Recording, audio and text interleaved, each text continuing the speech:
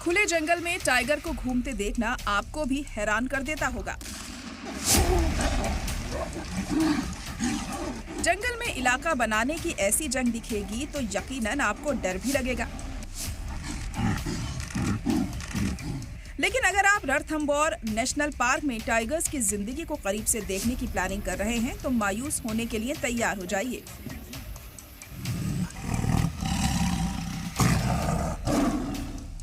शान से घूमने वाले रणथंभौर के टाइगर्स अब गायब हो रहे हैं।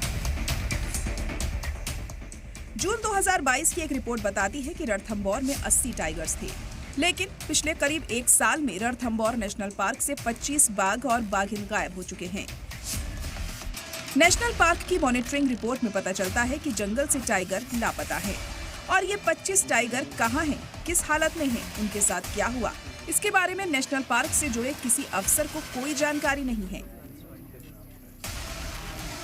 बाबू जो आंकड़ा आया है, ये आंकड़ा वाकई में सही है गलत है जी। इसके लिए जांच कमेटी बना दी गई गवर्नमेंट ने, जिसमें हमारे वन्य जीव विशेषज्ञ हैं और तीनों को फील्ड का बड़ा अनुभव है टाइगर कंजर्वेशन का। तो ये जांच का विषय कि टाइगर गायब हुए या टाइगर माइग्रेट करें।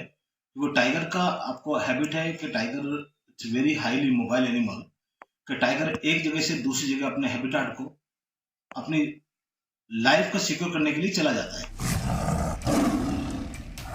पहली बार महकमा जंगलात ने मान लिया है कि रणथंभौर से टाइगर्स लापता हो रहे हैं।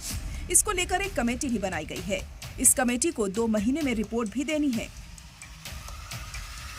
लेकिन सच्चाई यह है कि टाइगर्स के गायब होने की फिक्र पहले की जानी चाहिए थी।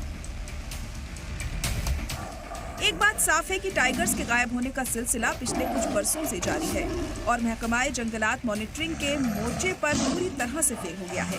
हालांकि माहिरीन के मुताबिक टाइगर्स की बढ़ती तादाद और इलाके को लेकर उनकी लड़ाई इसकी एक वजह हो सकती है।